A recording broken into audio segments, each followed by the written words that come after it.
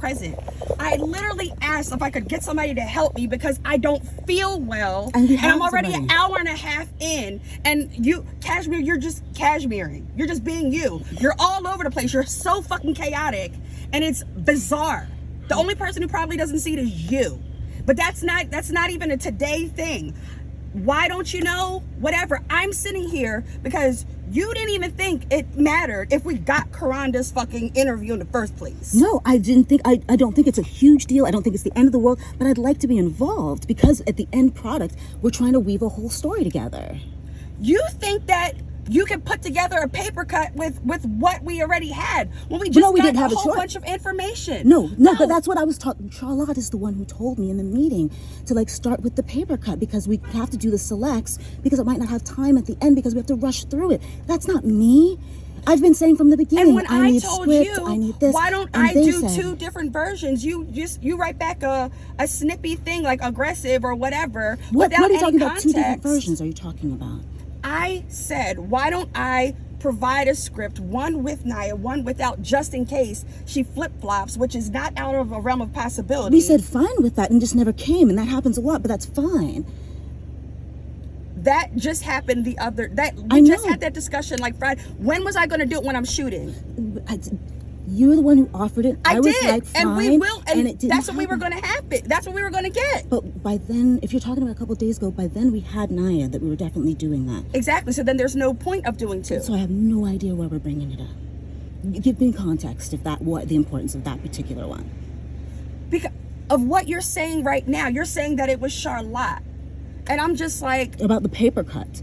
We had a whole long conversation about the pacing of how the paper cut was supposed to be executed. And she said, you need to work on this first before going as far as finishing up the assembly or anything like that. And I was like, okay, I understand. I was going from a narrative point of view where you end up get script laid down and then you do the assembly cut. And she was like, no.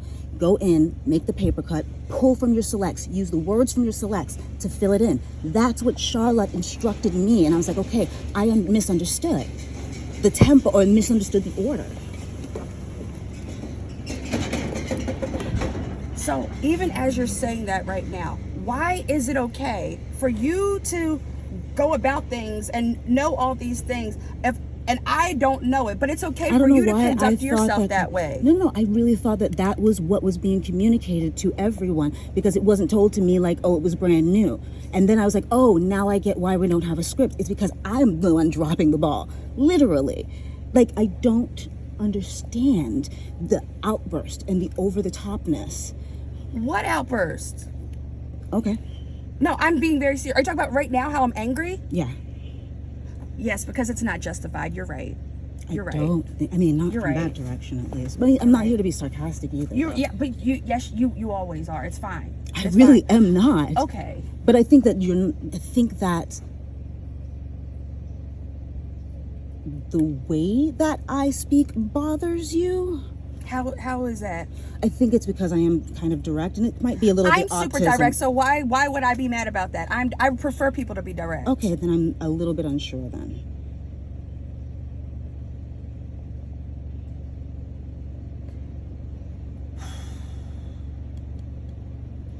Then you get in the car, right? It blows me. I'm sitting here like, I'm reading this message like I could have called you. I don't think you quite get it. You don't get it. I literally sent you guys the message as I got it. You have Cashmere, you don't even understand the amount of anxiety this has all put on me. You really don't. I don't. I really don't. No, because you want to know what? Yesterday, maybe it's maybe it throws people off because I'm able to just put on a really good face or something. How sick you were. I came over to you. No, I'm talking about like in this very moment, because the thing is, I'm sitting here like, you know what? If I have to be the one to take it, I would rather it be me than everybody else get it, is my point. Because what? I'm sorry. I'm about to tell you. Okay. Because it has not been easy to deal with her. Okay. Far from it. Mm-hmm. Far from it. Mm-hmm. Okay? So I asked different questions, different ways. That's why I was able to tell you yesterday, no, please. Like, whatever you do, not Amanda, not Charlotte, don't circle back, don't ask her these questions or whatever, because it's going to be smoke. I right? didn't. That's why I didn't do it. I'm just saying in the grand scheme of things. So I can only tell you guys what I know. Yeah. That's it.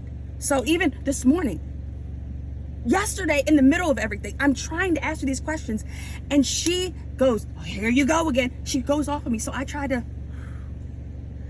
going outside. I kept about to vomit. That's another reason why Wesley was gone half the time. He was trying to find very specific ginger stuff for me to not vomit in the middle of stuff. Because when it gets really bad, I can't even make it to the bathroom at all over myself. I'm trying to spare everyone, right? In the middle of that, though, my point is, she keeps giving it to me. Yesterday, when you guys didn't see it, but it was yesterday too. So I come back today, and I'm just like, okay, it's another day. It blows me too, because she won't do it to your face. She says it to me, like, ask Aaliyah. She goes, does Cashmere have to be there today? I'm like, come on, Nias, like, come on. So even if you see all this in me, I am angry because I don't feel like dealing with this shit. We all got shit going on in our personal lives, our professional lives, our health. We all got shit. And so I try to do the best that I can. So I'm like, but what is so wrong with communicating those tiny things with me? I try, but I don't want to tell you that. Like that doesn't feel good to tell you that. But this is real, though. It is real. Yes, it is. So I need to exist in that same realm. If we're going to work together, I've got to know. Even if and I just stayed out of her way and made sure that you guys did all the interacting, not knowing that it was semi-abusive, but I let you guys do the interacting because I assume that I am on the outside and I don't want to disrupt getting the information that we need and the flow of just like, okay, this is who she feels safe with. And I'm getting the vibe that she feels safe with you because she's a little bit abusive and she feels like she's got the leverage to do that. And that's a lot. That's a fucking lot to fucking deal with. And I am fucking aware of that. Because that sounds like my fucking father. But besides that, it's like shouldering this alone because it's going to get us the thing, I get it. But on the other hand, shouldering it alone where you're going to be overburdened and emotionally distressed isn't good for anyone. And I understand, hey, I've done it where you go through, you're on a set and you just got to survive for 3 or 4 days. And I get it, that's what you're doing. But if you felt at least that you could share even a little bit, or even just felt like it might have alleviated a little bit of the emotional burden so that it's not so completely on you. Because I'm completely ignorant. I think most people who are not sitting next to you are completely ignorant. I try to think that I'm somewhat aware because at least I can know now what you look like when you start to feel sick. And when it's like, okay, sit down. Okay, can we get a Coca-Cola? I don't know all the details of that. I'm happy to do that because I would be there to help as well, as much as I could. But I did, because of what I thought was instructed, made sure that you and Naya kept that connection and I didn't get in the middle of that. And I felt like asking excessive questions, etc., might end up putting her off. And that's the only reason I didn't ask Naya anything of substance, such as scheduling, etc., etc. But I also didn't know that all of this had become so emotionally, or like just, I'm going to use the word again, abusive, because that's more than uncool. That is not how you conduct yourself. And I understand trying to push through it and carry it all. But all it does is leave you feeling empty and drained. And that's just not how I think we should function. I don't think it's accessible. I don't think that's how I want these types of shows to go.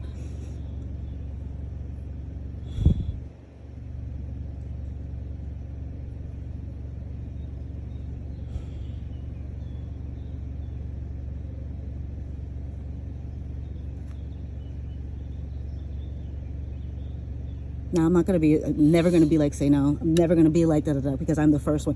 Hell, I mean, what you may not know is RJ is not the easiest person to deal with. He's extremely stressful. He's extremely, emotional. He can't take air. He can't take food. He can't take...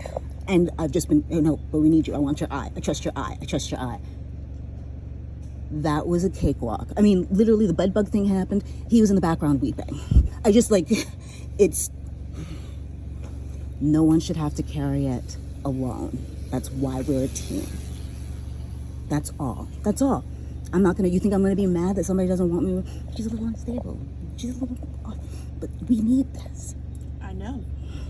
And that's why I was just trying to get through it. I feel you. I do.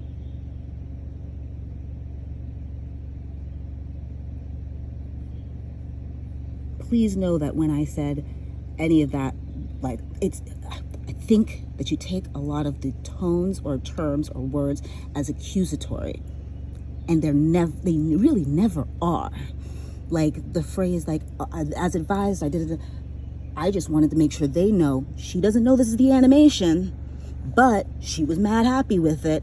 Everybody be on the same page and act accordingly. Do you know what I mean? Because we do want it to fly. So when she does get introduced to it, or however, let's just know she's seen it and she said, yeah, down. You know what I mean? It's not an accusatory phrase. And I mean, we don't have to break down every word, but like, this is hard.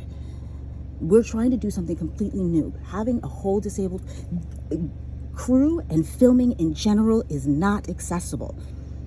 And that is why we are excluded from this business. That's why we get dumped, and that's why we don't get hired, because you are only good and worth them if you're 110%.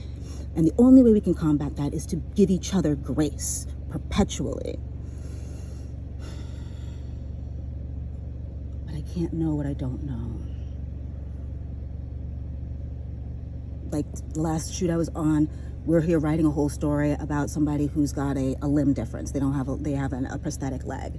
And so I'm writing jokes like, yo, you want to be mad about me limping around? And the moment she read that, she it wasn't like a huge response. She was just like, oh, well, I don't know about the wording. Again, I'm like, okay, nope, you gotta scratch it, change the script, because I don't want her to be insulted. I don't want her to say anything she's uncomfortable with. I don't want her as somebody who is an accessibility and a well-known figure in that community to feel like we're putting words in or around her space or around her persona that negatively reflects it. And I just jump on the text really quick, scratch it, gotta find new jokes. And I think that that's the type of intimate way. I think it's the only way to do it. Sorry.